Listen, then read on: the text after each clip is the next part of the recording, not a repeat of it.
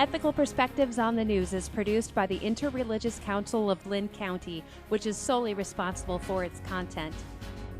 The views and opinions expressed on this program do not necessarily reflect those of the staff and management of KCRG TV9.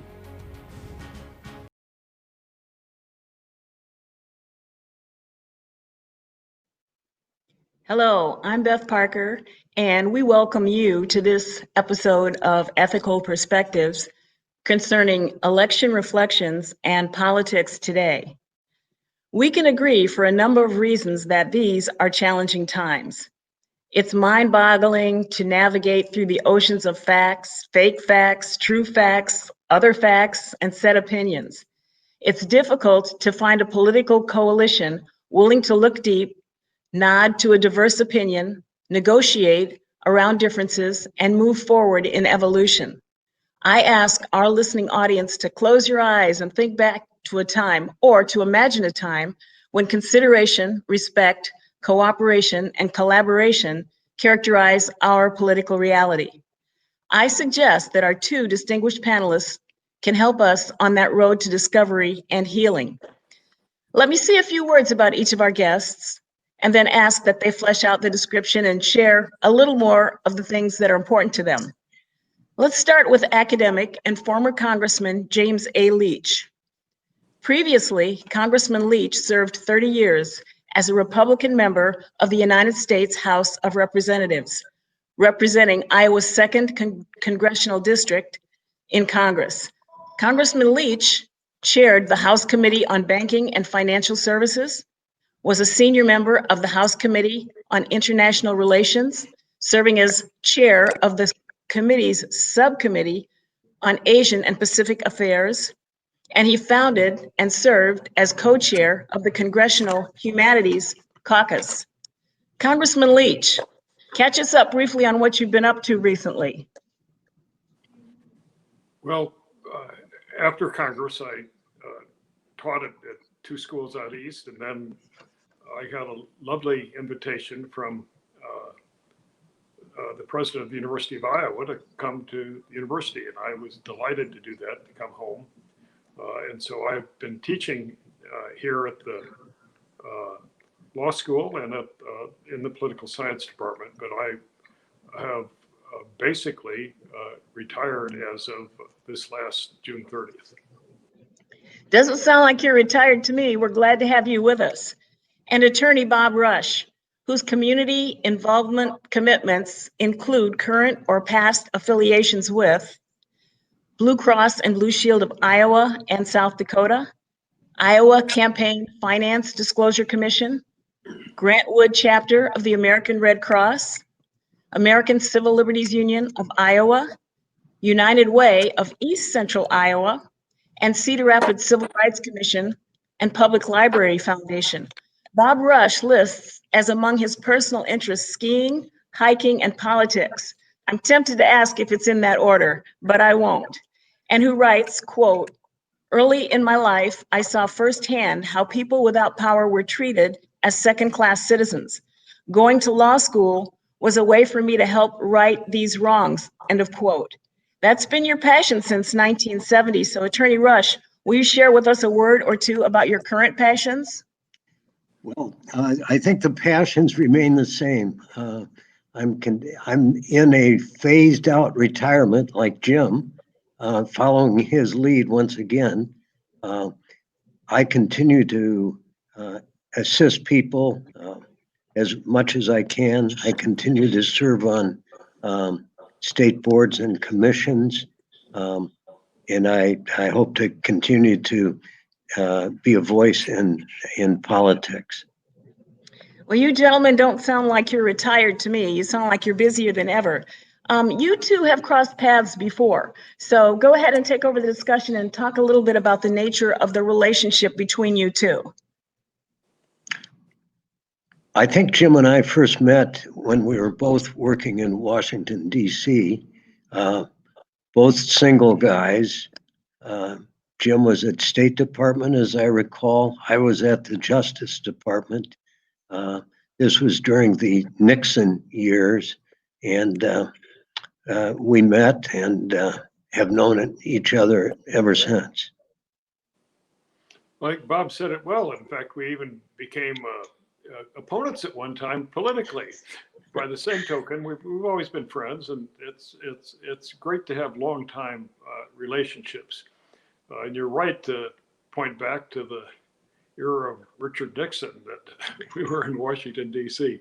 In fact, I sometimes joke with people that Nixon made my career because I resigned the night of the so-called Saturday Night Massacre in protest of Nixon's firing the independent counsel. And so I had only one place to go, and that was back home. And I went down to the Iowa Employment Agency, and they mentioned maybe my father had a position for me, which he did. I'm joking about going to the employment agency, but to my surprise, an opportunity to seek Congress came, and I took it up. Just never know where life is going to take you. Can you say a little bit more about how your political convictions compare? Well, Go ahead, Jim. well, everyone has a different perspective in life. I consider myself a traditional Republican, and I honor with great depth the history of the Republican Party, and from Lincoln to Teddy Roosevelt to a neighbor of ours in Iowa, Herbert Hoover and Ronald Reagan, Dwight David Eisenhower, George H.W. Bush. But I've had a hard time wanting to, feeling just because I consider myself a Republican, I didn't consider Donald Trump to be a Republican. I considered him to be kind of a go-it-alone guy who had what I thought was inadequate background and inadequate ability. And so I chose to support in 2016 another candidate. In this case, I believe that Hillary Clinton was right that we needed a good woman, but I didn't trust her. And so I wrote in the most able person I could think of, and that is Mary Sue Coleman, the former president of the University of Iowa and former president of the University of Michigan, as a presidential candidate. And I also voted for John Papajohn for vice president. I thought that Trump was right. We needed someone with a business background. But I think that there was only one vote that was ever cast for the Mary Sue Coleman, John Papajohn ticket. But that was where I was then. And in this election, frankly, I consider Joe Biden, above anything else, to be someone that wants to bring the country together. And I've known him, worked with him. I consider him to be thoroughly honest. And his whole career in the Democratic Party was as a centrist Democrat, as someone who liked to work with everybody else and felt compelled to. And I thought that's what the country needed. And so I wholeheartedly supported Joe Biden. And I might just say as a footnote, I also have a great deal of respect for his wife. I think she'll make a fabulous first lady. And sometimes in history, first ladies get overlooked. But we've had a number of very impressive ones. One, by the way, was Herbert Hoover's wife, she was just an elegant lady. And you've had Barack Obama's wife, you've had Dolly Madison, you've had some terrific wives. And I think she will really stand up and become kind of a person who's going to help bring the country together. Well, I owe President Nixon a lot because I was at Justice Department during the Watergate years, and so I've always thanked Nixon for making me a Democrat for life. And I had I caucused for Joe Biden, but he was not viable in my precinct. But fortunately, he went on beyond Iowa, and I think he will be an excellent president. I think he started out on the right foot by reaching out to Republicans and independents, by promising to be the president of all people, not just Democrats. Mm-hmm. Well, go ahead. Were you going to say something, Congressman? No, I think Oh. Bob said it very well. Okay, well, let's flesh that out a little bit and talk about the current political climate. Even within the parties, there seem to be reluctant Republicans on the Republican side and agitated Democrats on the Democratic side. Are these parties healthy? They both have quite a future, in my view. The Democrats have moved in a given direction. In many ways, it's been very, very impressive. On the other hand, they misstepped a little bit. Some of their people pressing issues like that we should fail to fund the police. I think that's ridiculous. I also think the word socialism has cropped up into the Democratic vocabulary, and I think that's a major mistake. Now, people have different views of the meaning of socialism, but when I was a student at university, I really studied the subject. And socialism means government ownership of the means of production. That means all factories would be owned by the government. I just think it's a concept that doesn't fit America. On the other hand, what some people put in the meaning of social activism makes sense in many ways. But I personally wish there'd be a leaving of that vocabulary. Now, on the Republican side, one of the interesting things in this last election is that even though I may not have agreed with people that were supporting Mr. Trump, I will tell you it's impressive to me that as big a margin as Joe Biden got nationwide, the Republicans maintained control of every state legislature that they did control coming into it, and they also maintained control of the Senate, at least temporarily they are. And the question becomes what they're going to do. And I personally think we've had a weak Republican Senate. And it's been weak because it's felt compelled to go along with a president who is weak. And I really stress the word weak because he pretends to be strong, but that's a self-interpretation. No one in the rest of the world considers Donald Trump to be a strong president.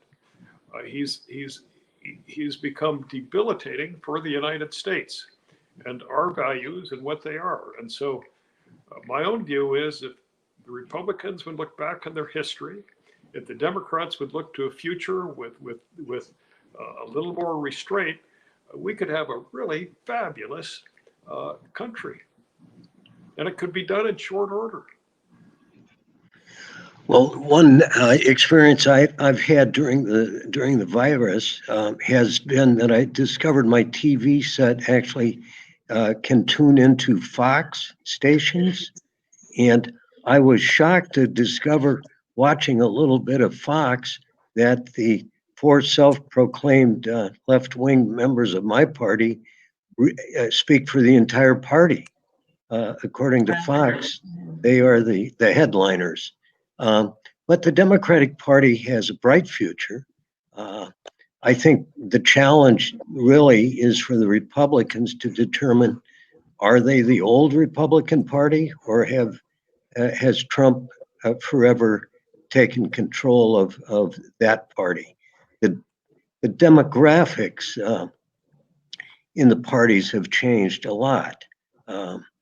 Part of the base of the Democratic Party has moved to Trump land, and part of that Republican base has moved to the Democratic side. So I think the future will be challenging for both parties, but I think it will be particularly interesting to see how the Republican Party moves toward the next presidential election and who will really be the Republican Party.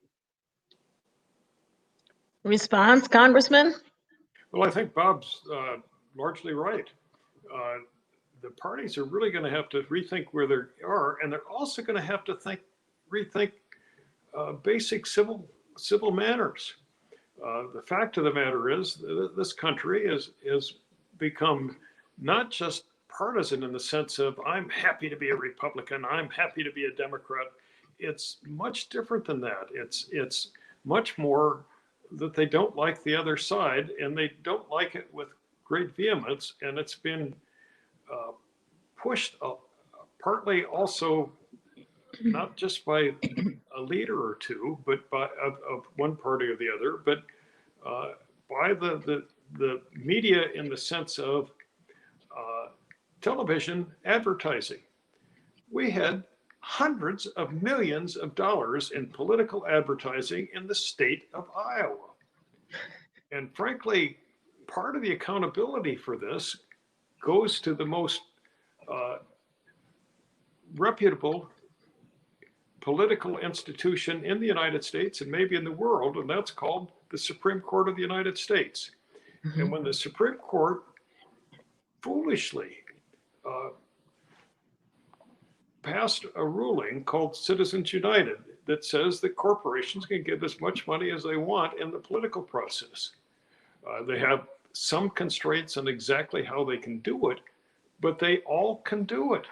And what the country is moving to is a corporatist society rather than a democratic society. Democracy is being undercut by money. And frankly, both the Democrats and the Republicans ought to come together and have a truce on money. And the only way I know that can get that truce happen is the Supreme Court to change its ruling, or that we have a 28th Amendment to the Constitution to take big money out of the political process. And I think it's something that this election, of all events that have occurred, symbolized the reason to do it. Yes, interesting. And to pick up on a point that you mentioned a little earlier about socialism, let me ask if Democrats and Republicans are more alike than different. And what I'm asking is it time to consider additional parties on the platform? Is America ripe for a third party, if not a socialist leaning? Well, to quote an unnamed voter from the last election, she was voting against the Democrats because she wanted to keep the government out of her Medicare. I think I'm encouraged, frankly, by the election results. Number one, because it was a record turnout. That tells me people were engaged, people were paying attention, and what we have learned that the TV advertising, all of those millions spent in Iowa, did very little to move the electorate. People were not moved by TV ads, notwithstanding how much money was spent. So how has the political climate changed in recent years? Well, I think we need to give that very, very high priority. It is absolutely ridiculous to have a president of the United States deny it. We're going to be looking at vastly more costs to our society 10, 15 years from now if we don't make the disciplined decisions that have to be made today to slow down or bring to a halt this whole global warming circumstance. And it's going to take discipline. And one of the reasons we haven't been able to, from a governance perspective, is that there's a lot of money that comes into the process from people that want no change. And those people are just large corporations. And that's another reason that I think we desperately need a change in the law that relates to financing of elections. Now, to your question, which is a very big one on might there be third parties? Yes, there might.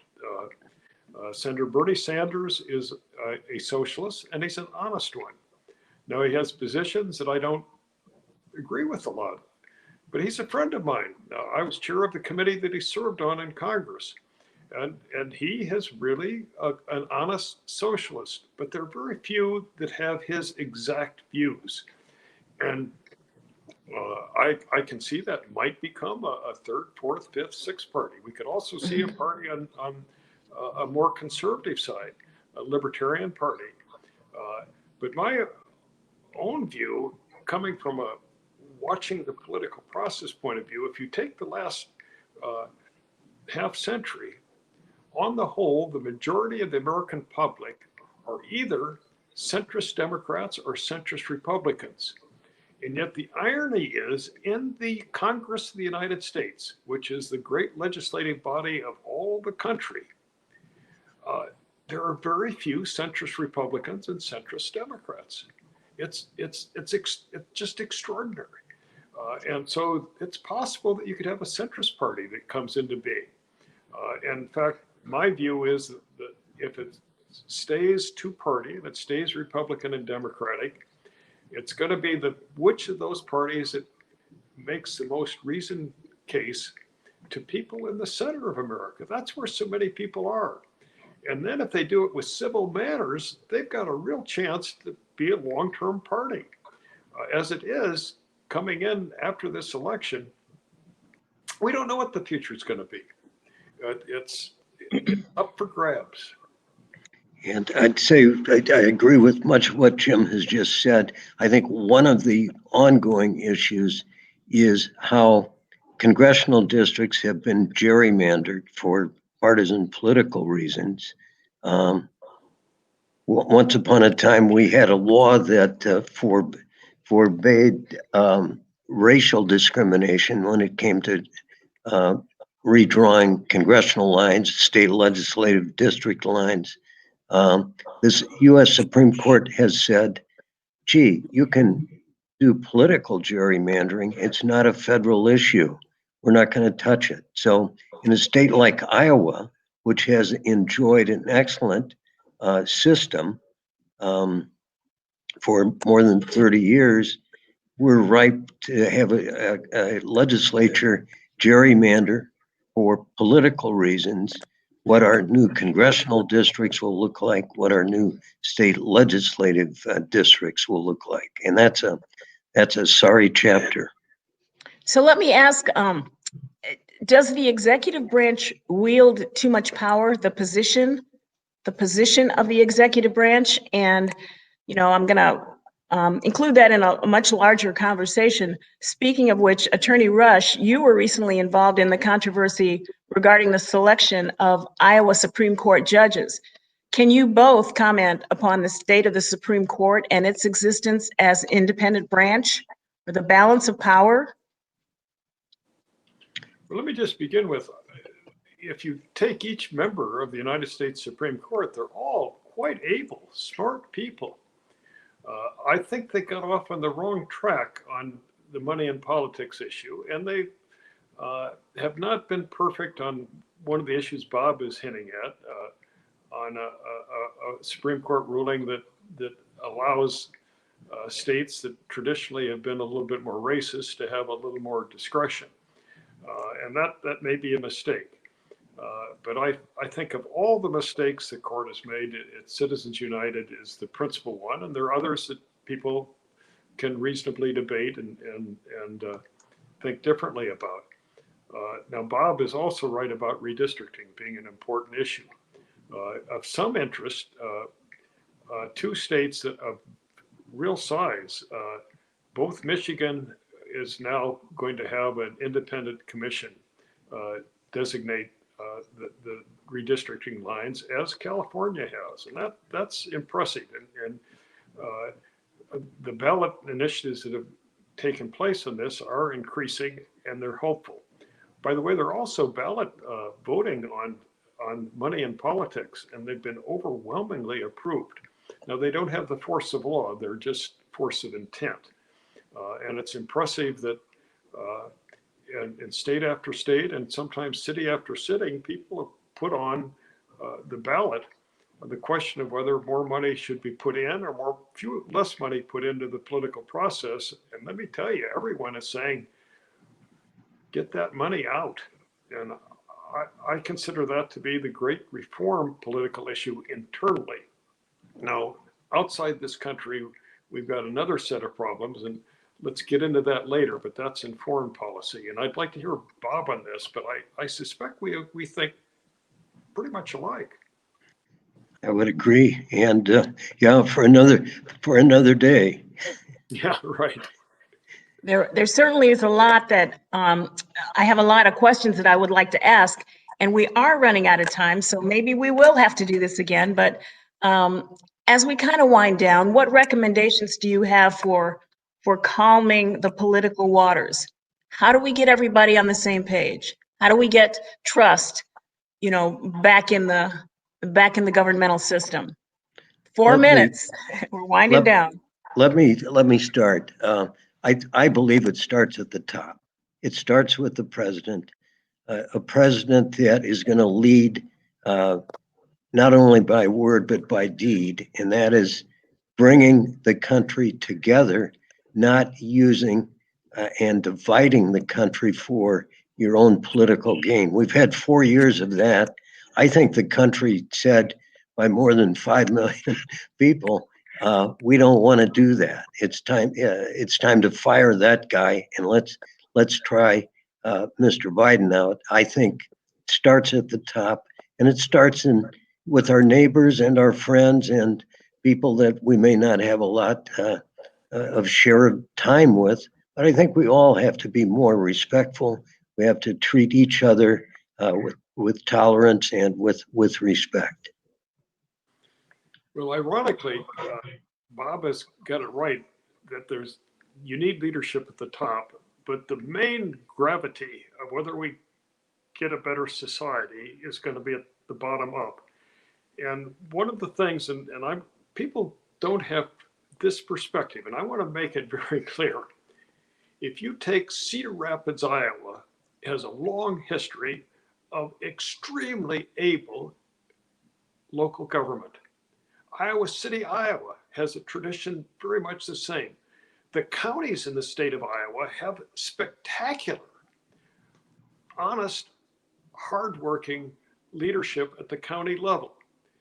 And we forget that we have these various divisions. We have the national government, you have the state government, you have the county government, you have the city government.